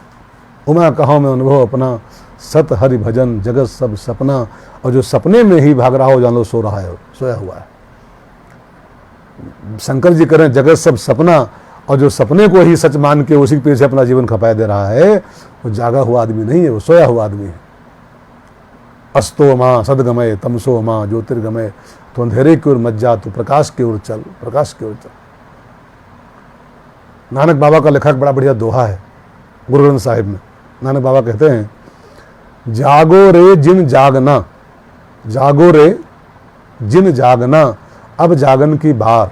जागने का समय यही है, फिर क्या सोए नानका, जब सोए पांव पसार। सोना तो एक दिन है ही है, लंबे पांव पसार करके सोना तो है ही है। अब ये जागने का मौका ये है, इसमें सोते रहो, सोते रहो, कंकड़ पत्थर बटोरते रहो, कांच की गोली खाली। ये तो सोना ही लंबे पांव पसार करके। अब एक प्रश्न आता है कि संयमी व्यक्ति जो होते हैं, माने जिनकी व्याख्या भगवान ने किया है, वो जब संसारी पदार्थों में के संपर्क में नहीं आते हैं तो उनका जीवन निर्वाह कैसे होता है, और अगर संपर्क में आते हैं तो उनकी हालत फिर कैसी होती है? एक बात समझ लो फिर से। प्रश्न क्या उठ रहा है कि संयमी व्यक्ति माने जागृत पुरुष, सावधान व्यक्ति, महात्मा लोग जब संसारी पदार्थों के संपर्क में नहीं रहते, उनके चक्कर नहीं पड़ते हैं, तो उनका निर्वाह कैसे होता है फिर? और अगर संपर्क में आते हैं, कुछ पैसे ले लिया, कपड़े ले लिया समाज से, तब उनकी स्थिति कैसी होती है? फंसते तो नहीं इसमें हो, उनकी हालत उसमें क्या होती है? तो इसका विवेचन भगवान आगे श्लोक में करते हैं। बहुत प्यारा श्लोक है, थोड़ा गूढ़ है, समझिएगा इसको ठीक से। आपूर्यमाणम अचल प्रतिष्ठन समुद्रमापः प्रविशन्ति यद्वत्, तद्वत् कामा यम प्रविशन्ति सर्वे, स शांतिम आपनोति न काम कामी। भगवान कहते हैं, यद्वत् आपः आपूर्यमाणम समुद्रम प्रविशन्ति। समझिएगा इसके शब्दों को। जैसे संपूर्ण नदियों का जल चारों ओर से जल द्वारा परिपूर्ण समुद्र में आकर मिलता है, पर फिर समझो, जैसे संपूर्ण नदियों का पानी चारों ओर से जल से परिपूर्ण समुद्र में आकर मिलता है, परंतु अचल प्रतिष्ठम, समुद्र अपनी मर्यादा में अचल स्थित रहता है। तद्वत् सर्वे कामा यम प्रविशन्ति, ऐसे ही संपूर्ण भोग पदार्थ जिस संयमी मनुष्य को विकार उत्पन्न किए बिना, माने मर्यादा में अपनी, इसलिए समुद्र कभी हिलता नहीं है, कितना पानी आए चाहे ना आए, ऐसे जो संयमी मनुष्य है उसके जीवन में संपूर्ण भोग पदार्थ आते हैं, लेकिन विकार उत्पन्न किए बिना ही उसको सब मिल जाते हैं। स शांतिम आपनोति काम कामी न, वही मनुष्य परम शांति को प्राप्त होता है, भोगों की कामना वाला नहीं। थोड़ा समझिएगा, बहुत गीता है, ये रामायण नहीं है। वो उठो राम भंजो बहु चापा, गीता है। स्थित प्रज्ञ मनुष्य की तुलना यहां समुद्र से की गई है। आपोरे माणम अचलम प्रतिष्ठम समुद्र मापा, समुद्र से तुलना की गई है स्थित प्रज्ञ मनुष्यों की, महात्माओं की, परमात्मा को पाए हुए मनुष्यों की। जैसे वर्षा काल में अनंत नदियां, भगवान कहते हैं जैसे वर्षा काल में अनंत नदियों का जल चारों ओर से समुद्र में गिरता है, पर तब समुद्र बढ़ता नहीं है, अपनी मर्यादा में ही रहता है। और जब गर्मी के दिन आते हैं, नदियां से सूख जाती हैं लगभग, और पानी समुद्र में नहीं पहुंचता है, तब समुद्र घटता भी नहीं है। माने बरसात में जब नदियां चारों तरफ से उफनाती हुई और सागर में गिरती हैं, तब समुद्र 1 इंच बढ़ता नहीं, उसमें 1 इंच भी हिलता नहीं है, ज्यों का त्यों रहता है। और जब गर्मियों में 90% नदियां सूख जाती हैं, 90 नदियां कम से कम 100 में सूख जाती, खत्म हो जाती हैं, समुद्र में पानी नहीं पहुंचता है, लेकिन तब भी समुद्र घटता नहीं 1 इंच भी है। और ना उनको खोजने आता है कि नदियों कहाँ रह गई, तुम लोग पानी क्यों नहीं भेज रही हो, पानी क्यों नहीं आ रहा है, तुम लोग कहाँ चली गई, उनको ढूंढता भी नहीं। तात्पर्य यह है कि नदियों का जल ज्यादा आने में या कम आने में समुद्र पर कोई फर्क नहीं पड़ता है, वो घटता बढ़ता नहीं है, उसको नदियों से जल की अपेक्षा भी नहीं रहती कि लाओ, वो सदा सर्वदा ज्यों का त्यों परिपूर्ण रहता है, अपनी मर्यादा का कभी त्याग नहीं करता है। ऐसे ही संसार के समस्त भोग परमात्म तत्व को जानने वाले संयमी मनुष्य को प्राप्त होते हैं, पर वे उसके अंतःकरण में विकार नहीं पैदा कर सकते हैं, हलचल नहीं पैदा कर सकते हैं। स्थित प्रज्ञ को समुद्र की तरह संसारी भोगों की किंचित मात्र भी इच्छा नहीं होती है, फिर भी भाग्यवश प्रारब्धवश अगर उनको अनुकूल प्रतिकूल भोग मिलते हैं तो वो भोगों में उनको हर्ष शोक राग द्वेष आदि विकार नहीं पैदा होते। मानते हैं मेरे भाग्य में है जो प्रतिकूल अनुकूल आ रहा है, उसको मैं भोग ले रहा हूँ खाली बस। ऐसा आप्त काम जिसको किसी भोग की जरा भी आवश्यकता नहीं है, वही परम शांति को प्राप्त करता है। भोगों की कामना वाला व्यक्ति कभी शांति को प्राप्त नहीं करता है। अब इसमें एक बात बहुत समझने की जैसी है, जो आता जाए उसका अपना भाग्य मान के भोग करते जाओ खाली बस। आता है सब, आप ढूंढ नहीं पा, और जो मान रहे बैठे हैं कि मैं सब ये ला रहा हूँ खोज खोज के, कई लोग कहते हैं तुम लोग बैठे बैठे दाल भात खा रहे हो, करना तो हमको पड़ता है, कमाना तो हमको पड़ता है, लाना तो हमको पड़ता है। ये सब भूल में जी रहे हैं, सब भूल में जी रहे हैं। उनको सबको ये भगवान ने साफ साफ उनको पस पक्षी कह दिया है, भूतानाम भूतानाम। वो डबल ए में है तब भी वो बकरी भेड़ ही है, ट्रिपल ए में तब भी बकरी भेड़, कोई नहीं लाता है। भाग्य में जो है वो आ रहा है, और जो भाग्य में नहीं है वो नहीं आ सकता है जी, नहीं आ सकता है। लाख कोशिश करके उन्होंने नहीं आ सकता है। मैं एक बार फिर बोलूं, अब कोशिश करके दिखाओ, इसमें 5-6 मिनट बैठे हो, करो कोशिश, करो कोशिश, लाओ 5 रुपया कहीं ढूंढ करके, हा? बैठे पड़े हो हम खाली माथा पकड़े। भाग्य में होता तो ये क्यों, ये दिन क्यों आते? अब सारी कोशिश आपकी फेल है, और आपकी नहीं, लाखों करोड़ों की फेल है, अरबों खरबों की फेल है। सब बैठे हाथ पे हाथ धरे चुपचाप, माथा कूट रहे हैं अपना, सिर कूट रहे हैं केवल। तो मेरे कहने का भाव, जो स्थित प्रज्ञ पुरुष होता है जानता है कि भाग्य में जो होगा वो आएगा, और खाली सुख है सुख नहीं, भाग्य में होगा तो दुख भी आएगा, अनुकूल प्रतिकूल दोनों भाग्यवश आते हैं, और वो अपना भाग्य मान के उसको भोग लेता है। वह भोग उसके अंदर हर्ष शोक राग द्वेष आदि विकार नहीं उत्पन्न कर सकते हैं। ऐसा आप्त काम पुरुष जो होता है, उसको, जिसको संसार के किसी भोग की जरा भी जरूरत नहीं, मिल जाए तो मिल जाए, न मिल जाए तो, ऐसा व्यक्ति ही परम शांति को प्राप्त होता है। भोगों की कामना वाला व्यक्ति कभी शांति को नहीं प्राप्त करता, क्योंकि उसका चित्त निरंतर भोग कामनाओं के कारण विक्षिप्त रहता है, और जहाँ विक्षेप है वहाँ शांति कहाँ रहेगी। भागवत में लिखा है, एक छोटी सी कहानी लिखी है भागवत में। एक भूत होता है अगिया बैताल, नाम सुना होगा आप लोगों ने, अगिया बैताल कहीं के उसका नाम होता है, भागवत में उसकी चर्चा आती है। अगिया बैताल वो रात में वो निकलता है, आग उगलता रहता है, आग जैसे निकलती रहती है। अब पता नहीं भूत कहाँ भाग गए इसमें, पहले बहुत होते थे। अब सोचो, अगिया बैताल जो होता है उसकी आग निकला करती मुंह से, भक भक लो निकला करती। जाड़े का मौसम हो, रात्रि का समय हो, और कोई व्यक्ति रास्ता भटक गया हो, ठंड लग रही हो, जाड़ा भी हो, रात का समय हो, मध्य रात्रि का, कांप रहा हो ठंड के कारण, और वहीं कहीं जंगल उंगल में, खेतों में दूर कहीं वो अगिया बैताल भूत बैठा हो गल रहा हो, गप गप आग निकल रही हो। अब वो भूत दिखाई नहीं पड़ता, खाली आग दिखाई पड़ती है, भक भक निकल रही। अब वो जो आदमी रात में भटक गया था और जाड़े में बैठ रहा था, वो सोचे कि जाऊं थोड़ा आग ताप लूँ, जल रही है तो। अब वो पहुँचे उस आग के पास, तो जानते हो क्या होगा, ठंड तो नहीं मिटेगी, उसका जीवन ही मिट जाएगा। वो भूत उसको खा जाता है पटक करके, उसको मार खा लेता तुरंत ही। तो हम जहाँ गए थे ठंड मिटाने के लिए, उसने हमको ही मिटा दिया। कामनाएं, ये जो कामनाएं संसार की ना, वही अज्ञा बैताल भूत हैं, से जी सकते हैं। भगवान बोले विहाय कामान यह सर्वान पुमान चरत निष्प्रह। चरत माने आचरण, चलता कैसे हो। पुमान चरत निष्प्रह निर्ममो निरहंकारः स शांतिम अधिगच्छति। सा माने वो शांति की प्राप्ति कर पाता है जो, ऊपर के 4 बातें ध्यान देके सुने। पहले इसका अर्थ निकाल लो इस श्लोक का। यह पुमान सर्वान कामान विहाय, जो मनुष्य संपूर्ण कामनाओं का त्याग करके निष्प्रह माने स्पृहा रहित, निर्मम माने ममता रहित, और निरहंकार माने अहंकार रहित होकर चरति माने आचरण करता है, चलता है, स शांतिम अधिगच्छति, वही शांति को प्राप्त होता है। ये शांति पाने का एक बहुत बढ़िया सूत्र है, शांति पाने की सीढ़ी है। ये 4 काम करोगे तो स शांतिम, वो शांति भरा जीवन जिएगा। बैठे सोह काम रूप कैसे, फिर कोई मरे चाहे जिए, लाभ हो चाहे हानि हो, हमारी शांति कभी भंग नहीं होने वाली।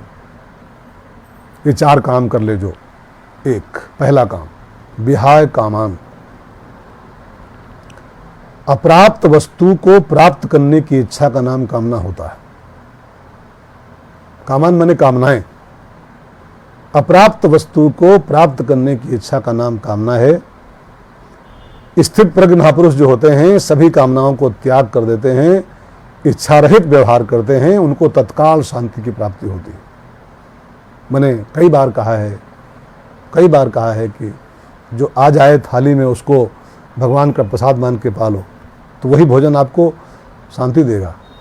और जो ढूंढना शुरू किया कि थाली में आज ये आना चाहिए, आज ये हमारी थाली में आना चाहिए, तो फिर वो जो थाली आएगी ना, आपको पेट भर लो भले, लेकिन शांति नहीं पाओगे, शांति नहीं पाओगे। जो आ जाए उसको भगवान का प्रसाद मान के पालो, बस तब उस भोजन से शांति मिलती है।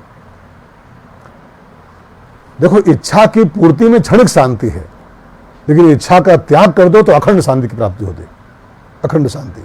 जैसे उदाहरण के लिए, पैर में कांटा चुभा हो, दर्द हो रहा हो, और डॉक्टर कांटा निकाल दे सुई से, तो दर्द मिट जाए, ठीक है ना।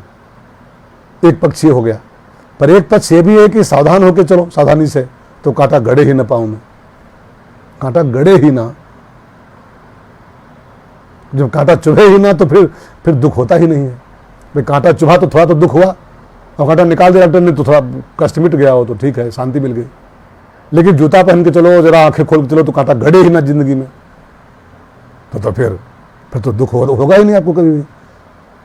शांति तो पहले से विद्यमान है जीवन में। हम कामनाएं कर करके शांत हो जाते हैं, इच्छाएं कर करके।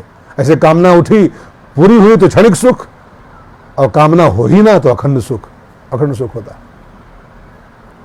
कामना हो ही ना तो फिर परम शांति की प्राप्ति होती है जीवन में। दूसरा शब्द है निष्प्रह। निष्प्रह माने किसी अनुकूल वस्तु का जीवन में अभाव हो और मन में भाव आए कि ये अमुक वस्तु की आवश्यकता है, इसके बिना काम नहीं चलेगा, इस अपेक्षा का नाम होता है स्प्रहा। और इस अपेक्षा का सर्वथा त्याग कर दिया जाए, जिसको इसी को बोलते हैं निष्प्रह। निष्प्रह माने जो हमारे अंदर होता ना कि ये वस्तु, फला वस्तु जब तक नहीं मिलेगी हम कैसे जी पाएंगे, इसके बिना तो जी ही नहीं सकते हैं हम, ये तो हमको चाहिए ही चाहिए, इसके बिना जीवन नहीं चल पाएगा। इसको स्प्रहा कहते हैं। और ये छोड़ दो तो निष्प्रह हो जाओगे। स्थित प्रज्ञ पुरुष जो होता है, इस स्प्रहा का त्याग कर देता है। जिसके लिए शरीर मिला है ना, वो उस परमात्मा तत्व की प्राप्ति हो गई। अब शरीर रहे चाहे न रहे, शरीर निर्वाह हो चाहे न हो, इस तरफ से वो स्थित प्रज्ञ जो होता है बेपरवाह हो जाता है। इसी को कहते हैं निष्प्रह होना, शरीर की ओर से बेपरवाह हो जाना। इसके बिना हमारा जीवन चल नहीं पाएगा, स्प्रह है। और बेपरवाह हो जाओ कि ठीक है, जैसे भगवान रखेंगे रह लेंगे, जाहि बिद राखे राम ताहि बिद रहिए, निष्प्रह हो गए। बहुत बड़ी बातें नहीं है सब ये। ये सब कर सकते हैं हम लोग, कर सकते हैं, लेकिन न करना चाहें तो एक बार नहीं 17 बार गीता सुन लो, 25 बार सुन लो गीता। सुनने से खाली क्या होता है? निष्प्रह, निष्प्रह। जिसके लिए देह मिली है वो काम हो जाए बस, बाकी रहे चाहे जाए। हनुमान जी को देखो, हनुमान जी सुंदरकांड में क्या कहते हैं? राम काज कर फिर मैं आऊं। राम का काम हो जाए, सीता मिल जाए मुझे एक बार, सीता कैसे प्रभु सुनावा, उसके बाद तब तो बदन पैठी हो आई, मैं स्वयं आके मुंह में तुम्हारे बैठ जाऊंगा, आराम से खा लेना हमको, तो फिर ये रहे चाहे जाए। एक बार भगवान का काम हो जाए, भगवत प्राप्ति हो जाए, सीता मिल जाए, फिर ये रहे चाहे जाए। फिर देह की ओर से बेपरवाह हो जाता है, उसी को बोलते हैं निष्प्रह होना। कामना स्पृहा के त्याग का यही अर्थ है, वस्तुओं की भी कामना न हो और निर्वाह की भी कामना न हो। कैसे निर्वाह हमारा होगा? हो ना, जैसे होना होगा वैसे होगा। हाँ, जैसे होना होगा वैसे होगा। जैसे जब दांत न थे तब दूध दियो, अब दांत दिए हैं तो अन्न भी दे हैं। तो जल में, थल में, पशु पक्षिन में सबकी सुध लेते हैं, तेरी हुले हैं। कामना स्पृहा का त्याग का अर्थ क्या हुआ? कामना के त्याग का अर्थ यह है कि वस्तुओं की कामना का त्याग कर दो, और स्पृहा का अर्थ है निर्वाह की भी झंझट मत पालो। कैसे निर्वाह होगा, कैसे जीवन चलेगा, कैसे जीवन चलेगा? जैसे चलना होगा वैसे चलेगा, जैसे भगवान चलाएंगे वैसे चलेगा। जीवन आप नहीं चला रहे हो अपने हिसाब से, भगवान चला रहे हैं।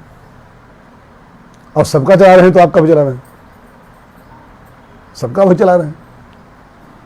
तो कामना विहाय कामान निष्प्रह। और तीसरी जो शर्त है, तीसरा जो सूत्र है शांति पाने का, निर्ममो। निर्ममो माने स्थित प्रज्ञ जो महापुरुष होते हैं वो ममता का सर्वथा त्याग कर देते हैं। निर्मम, निर्मम माने कठोर नहीं, निर्ममो, मेरा संसार में कुछ नहीं है।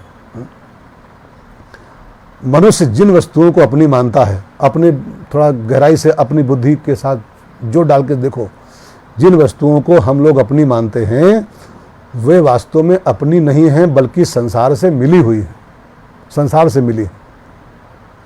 और मिली हुई वस्तुओं को अपनी मानना भूल है कि नहीं? मिली हुई चीजें सब हैं, मिली हुई।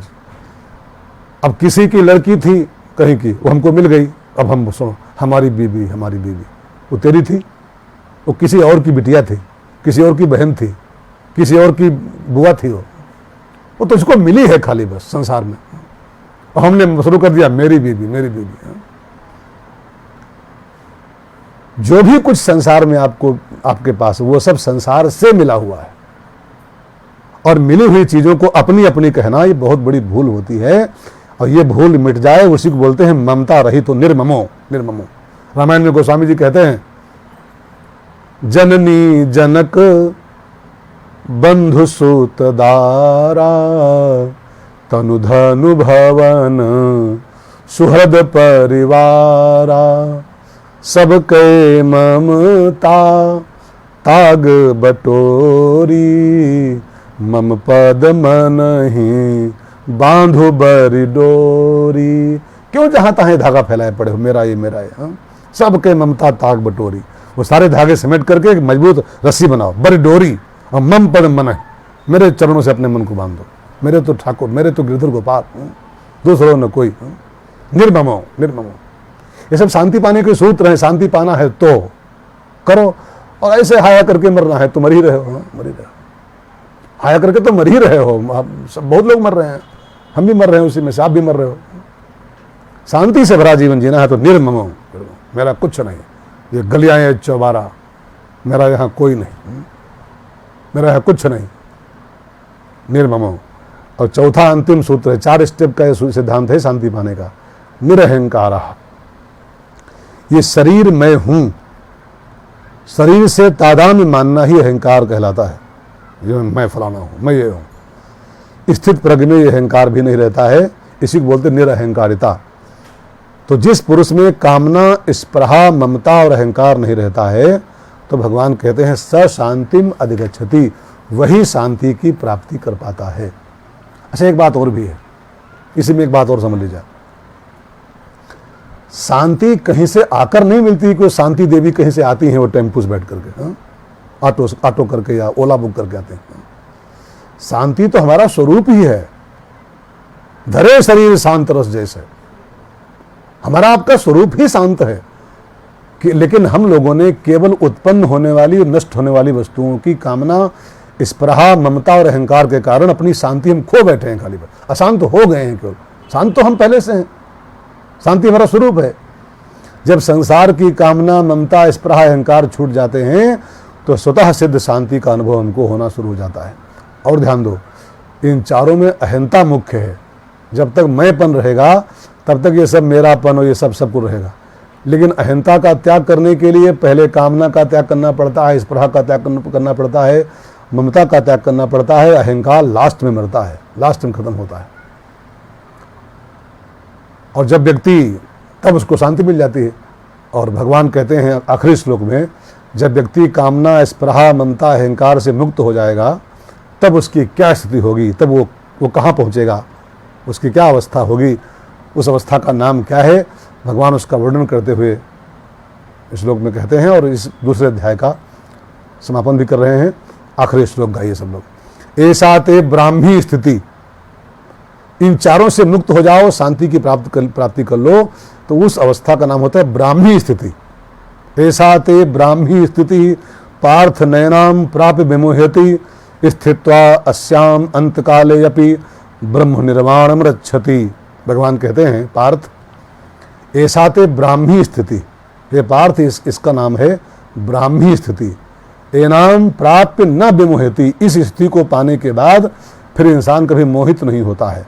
अस्याम अंतकाले अपि स्थित्वा, इस स्थिति में यदि अंतकाल में भी स्थित हो जाए तो ब्रह्म निर्वाणम रक्षति, निर्वाण माने ब्रह्म, शांत ब्रह्म की प्राप्ति हो जाती है, निर्वाण ब्रह्म की प्राप्ति हो जाती है। अब थोड़ा सा इसका भाव समझ लो अंतिम श्लोक का। अहंकार रहित होने पर जब व्यक्तित्व मिट जाता है तब उसकी स्थिति स्वतः ही ब्रह्म में हो जाती है। जब तक ये अहंकार रहेगा तब तक ब्रह्मी स्थिति कहाँ हो पाएगी। जब मैं था तब हरि नहीं, जब तक मैं रहेगा ब्राह्मी स्थिति तब तक कहाँ मिलेगी। और एक बार वो कामना, ममता और स्पृहा और अहंकार खत्म हो जाए, उसके बाद जो अवस्था इंसान को प्राप्त हो उसका नाम होता है ऐसा ते ब्राह्मी स्थिति। और इस स्थिति को प्राप्त व्यक्ति कभी मोहित नहीं होता है। सत असत का ठीक से ज्ञान न होना ही मोह कहलाता है। स्वयं सत होते हुए भी असत के साथ अपना संबंध मानते रहना ही मोह है। देखो, जड़ चेतन दो पदार्थ हैं भाई बहनों शास्त्र संसार में। हमारा आपका स्वरूप चेतन है, पर हमने जड़ के साथ संग किया हुआ है। और जड़ की तरफ से आकर्षण होना पतन की तरफ जाना है, चेतन की तरफ आकर्षण होना उत्थान की तरफ जाना है, अपना कल्याण करना है। जड़ की तरफ जाने से मोह की जाने में, जड़ की तरफ जाने में मोह की मुख्यता होती है और चेतन की तरफ जाने में विवेक की मुख्यता होती है। अब थोड़ा सा और गहराई समझ लिया जाए। समझने की दृष्टि से मोह और विवेक के दो विभाग कर सकते हैं। ध्यान देना, जड़ की ओर जाने में मोह मुख्य है और चेतन माने परमात्मा की ओर जाने में विवेक मुख्य है। अब थोड़ा और समझने की भाव से अगर देखा जाए तो मोह विवेक के दो विभाग कर सकते हैं। मोह दो प्रकार का होता है, विवेक भी दो प्रकार का होता है। एक होता है अहंता ममता युक्त मोह और दूसरा होता है कामना युक्त मोह। दो प्रकार का मोह होता है। प्राप्त वस्तु शरीर आदि में अहंता और ममता करना, ये मोह है, अहंता ममता वाला मोह। और अप्राप्त वस्तु की इच्छा करना कामना वाला मोह है। समझ गए? जो प्राप्त है उसमें अहंता माने मैं और मेरा ये भाव रखना, ये अहंता ममता वाला मोह है। और जो प्राप्त नहीं उसकी कामना करना, ये इच्छा वाला, ये कामना वाला मोह है, इच्छा करना। ऐसे ही दो प्रकार का विवेक होता है, दो प्रकार का। शरीर असत है और आत्मा सत है, इनको अलग अलग समझना, ये सत असत का विवेक। ठीक है, गीता में दूसरे अध्याय की शुरुआत में ही यहीं से भगवान ने बात शुरू किया था, देह और देही, आत्मा और शरीर। और कर्तव्य क्या है, अकर्तव्य क्या है, धर्म क्या है, अधर्म क्या है, ये कर्तव्य अकर्तव्य का विवेक होता है। दो प्रकार का विवेक होता है।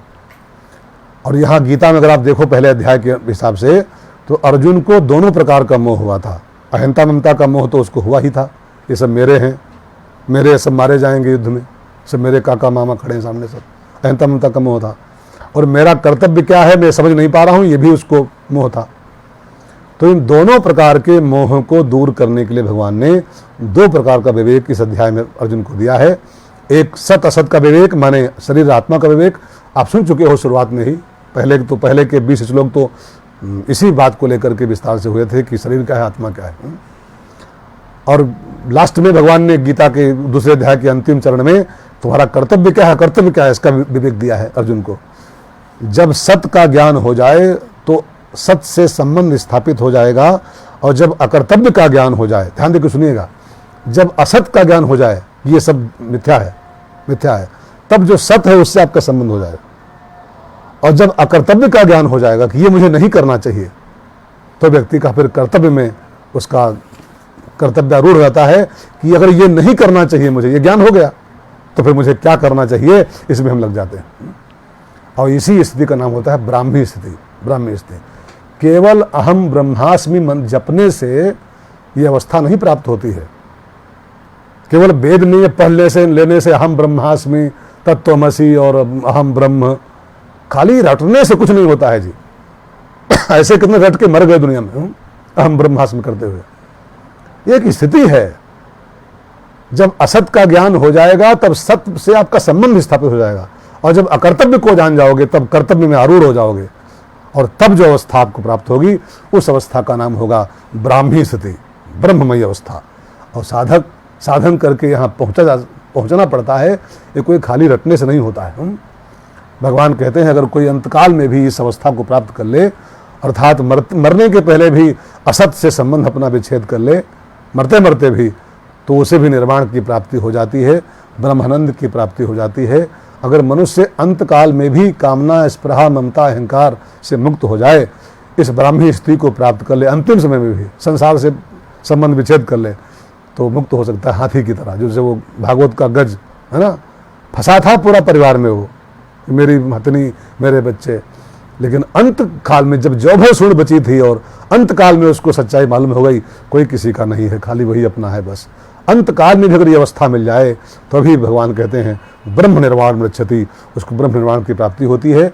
ये गीता का सूत्रात्मक अध्याय, सूत्राध्याय इसको कहते हैं। गीता के लगभग सभी सूत्र इस अध्याय में भगवान ने पिरो दिए हैं। ये अध्याय इसी श्लोक के साथ पूरा होता है। हम लोग इसको समाप्त करें, आखिरी मंत्र पढ़ें समापन का। उसके पहले इस अध्याय के यजमान जो लोग रहे, हमारे गौतम सूरी महाराष्ट्र से, उन्होंने इस पूरे अध्याय को का यजमान बन करके अपने माता पिता की स्मृति में इसके यजमान रहे। आप महाराष्ट्र से आप रहे गौतम सूरी जी, और उमेश अग्रवाल और आशा अग्रवाल अमेरिका से यजमान रहे इस अध्याय के। आपको मेरी शुभकामनाएं। और इस अध्याय के जो सह यजमान रहे, 1-2 दिन के लिए लोग रहे, राधाकांत मिश्रा, वी लाल साहब और रेणु सिंह तथा संजीव गुप्ता भुवनेश्वर से, ये सब लोग बीच बीच में यजमान रहे। उर्मिला देवी यजमान रहे। अब आज ये अध्याय जब पूरा हो रहा है, तब इस अध्याय में हमारे कई साथी हजारों की संख्या में इसमें जुड़े रहे। द्वारिका सिंह जी, शुभम मिश्रा, ब्रजेश मिश्रा, सतीश श्रीवास्तव, धनंजय शुक्ला, उर्मिला देवी, हनुमान जी, चंचल मिश्रा, ओम प्रकाश पांडे, राम अवतार यादव, सुषमा सक्सेना, अर्जुन पाठक, सिम्मी महाजन, प्रतिभा कुमार, आचार्य के कुमार शुक्ला, लोकेश खत्री, शिवम द्विवेदी, प्रवीण शर्मा, रेणु बनर्जी, रामेंद्र मिश्रा, आरपी पांडे, जय पांडे, सुषमा भटनागर, राधाकांत मिश्रा, ओपी दीक्षित, अर्चना उपाध्याय, रेणु सिंह, रवि मिश्रा, विनोद कृष्णा, हरिओम, आर.के. पांडे, उर्मिला पांडे, राधे आजाद, धर्मेंद्र कुमार दीक्षित, प्रहलाद मिश्रा, अंकुर पांडे, सौरभ पंथी, प्रभात दुबे, रश्मि मिश्रा, अंकित मिश्रा, ये लोग रहे फेसबुक पर। यूट्यूब पर जो लोग जुड़े रहे, रामेंद्र मिश्रा, गौतम सूरी, करण अग्रवाल, गंगेश, मोहित धनवान, रोहन पाल, सुषमा गर्ग, योगेंद्र यादव, शिल्पा गुप्ता, शशि श्रीवास्तव, पतिराम कश्यप, टीकम गुप्ता, संजीव गुप्ता, शिखा ठाकुर, गीता सिंह, ये लोग यूट्यूब पर रहे। और आज यूट्यूब पर कुछ कनेक्शन बीच में 2 बार कटा है, कुछ समस्या रहती है नेट की जब, तो हालांकि वाईफाई लगी है लेकिन तब भी वो कट जाता बीच बीच में है, तो 2 बार बीच में कटा है। 40 मिनट प्रसारण खाली हो पाया है। तो यूट्यूब पर इसका दोबारा अपलोड होगा, पूरा वीडियो बाद में देख लेंगे, ठीक है ना। कई बजे? अभी इसके बाद कभी भी 8 बजे से। तो 15 दिन में एक बार हमारे अमित जी की एक सलाह आई है, आज मैं उसको अभी सलाह दिया, मैं बड़ा खुश भी हुआ। 15 दिन में एक बार वीडियो कॉन्फ्रेंसिंग के जरिए कुशल क्षेम वार्ता, बड़ा अच्छा नाम भी रखा है, कुशल क्षेम वार्ता। तो इसमें हम लोग इसमें जुड़ेंगे और एक एक मिनट सभी मित्रों से बात की जाएगी जो लोग ऑनलाइन जुड़ेंगे। तो अभी ये तो हमारे अमित जी का ये प्रोग्राम है और इसको बहुत अच्छा प्रोग्राम है। 15 दिन में एक बार मुलाकात हो जाएगी ऐसे ही, और कुशल क्षेम वार्ता हो जाएगी, हालचाल हो जाएगा। आप मेरा हाल जान लोगे, मैं आपका हाल जान लूँगा। दूसरी जो खास बात मुझे कहनी है वो ये है, 2 तारीख से पितृपक्ष आरंभ हो रहा है। अभी जाने की तो कहीं अवस्था है नहीं, करीब 1 महीना और लगभग। हालांकि सरकार ने छूट कर से दे दिया है, 21 सितंबर से कथाएं हो सकती हैं। अब सरकार ने बोल दिया है कि 100 व्यक्तियों को लेकर कथा आप कर सकते हो, धार्मिक अनुष्ठान हो सकते हैं। लेकिन फिर भी अभी हमको लगता है कि अभी 15-20 दिन, 21 सितंबर भी दूर है, 21 दिन तो पूरे यही हैं कम से कम, है ना। उसके बाद कहीं सोचा जाएगा इसके बारे में। तो अभी छूट मिली, लेकिन कोरोना भी कहीं गया नहीं है। इसको न माने कि छूट मिल गई तो कोरोना खत्म हो गया है, वो पता नहीं किसको कहाँ छू जाएगा। तो सावधानी के साथ काम करना है। तो अभी हम लोग पितृपक्ष में आपके और अपने पितरों के शांति के लिए, कल्याण के लिए, और विशेषकर जो कोरोना में हमारे भारतवर्षी और विश्व के लोग जो काल कवलित हो गए हैं, उन सब की आत्मा की शांति के लिए 5 सितंबर से और 12 सितंबर तक भागवत महापुराण का बहुत ही तात्विक और बहुत ही सात्विक और बहुत ही वैज्ञानिक चिंतन करेंगे, बिना संगीत के, ऐसे बैठ करके अकेले में, ठीक है ना। हम और आप केवल अपने घरों से आप सुनिए, मैं यहाँ से बाँचूंगा। और उसके यजमान बनने का अवसर एक बार फिर से है। बस ये इसके बाद अब लाइव यहाँ से नहीं किया जाएगा, फिर कथाएं शुरू करेंगे हम लोग भी अब। तो फिर तो कथाएं शुरू हो जाएंगी उसके बाद में। तो ये भागवत पितृपक्ष में अपने पितरों की शांति के लिए, जिसको पूरे सप्ताह का यजमान बनना हो, पूरी 8 दिन का, वो लोग भी, मेरे पास कई नाम आ चुके हैं। जैसे एक नाम सतीश श्रीवास्तव जी का आ गया है, वो पूरी भागवत के यजमान रहेंगे। यजमान ऐसे रहेंगे, पूरे सप्ताह साथ में रहेंगे। दूसरे हमारे उमेश अग्रवाल, जो आशा अग्रवाल जी, जो अमेरिका से इसके यजमान रहे इस अध्याय के, उन्होंने भी कल फ़ोन किया था रात को, गुरुजी हम भी भागवत सुनना चाहते हैं। और संजीव गुप्ता जी, उनकी बहन जयश्री गुप्ता दिल्ली से है, संजीव गुप्ता भुवनेश्वर से हैं, और जयश्री गुप्ता इनकी बहन है जो दिल्ली में रहती है। ये दोनों बहन भाई भी भागवत के यजमान रहेंगे पूरे सप्ताह के। इसके अलावा प्रवीण गर्ग और सुषमा गर्ग, जो शायद दिल्ली से हैं, ये भी 1 दिन के यजमान बनने के इच्छुक हैं। तो जिसको 1 दिन का यजमान बनना हो अथवा पूरे सप्ताह का बनना हो, पूरी भागवत का, वे लोग अभी बीच में 5 दिन का गैप है। 30 आज है, 31, 1, 2, 3, 4, 5 से कथा शुरू होगी भागवत। तो जिसको यजमान बनना हो अथवा 1 दिन का बनना हो, 2 दिन का बनना हो, जैसा भी। और मैं तो कहूँ जिस दिन जिसके पितृ का श्राद्ध पड़े, जिस दिन जिसका, जैसे हमारे भी मित्र आए थे दीक्षित जी लखनऊ वाले, वो बोले गुरुजी सप्तमी को हमारे पिताजी का पड़ता है, तो सप्तमी को हम बनेंगे। जिसके पिता का बाबा का जिस दिन श्राद्ध पड़े, अगर उस दिन चाहता हो कि मैं यजमान बन जाऊँ, तो अपनी अपनी तिथि के हिसाब से भी आप यजमान बन सकते हो, उसके अपने पितरों को शांति प्रदान कर सकते हो। तो ये एक मौका है। और 8 दिन तक भागवत के साथ मिलेंगे हम लोग, 5 से 12 सितंबर। ऐसे ही पूरे संसार के लोग बैठ के अपने घरों से इसको सुनेंगे। और आइए अब इस अध्याय को विराम दें। व्यास जी कहते हैं, ओम तत्सदिति श्रीमद्भगवद गीता सूपनिषत्सु ब्रह्म विद्यायाम योग शास्त्रे श्री कृष्ण अर्जुन संवादे सांख्य योगो नाम 2वां अध्याय। बोलो कृष्ण कन्हैया लाल की जय, गीता माता की जय, भारत माता की जय। गोविंद मेरो है, गोपाल मेरो है, गोविंद मेरो है, गोपाल मेरो है। श्री राधा रमण नंद लाल मेरो है, श्री राधा रमण नंद लाल मेरो है। गोविंद मेरो है, गोपाल मेरो है, गोविंद मेरो है, गोपाल मेरो। सच्चिदानंद भगवान की जय।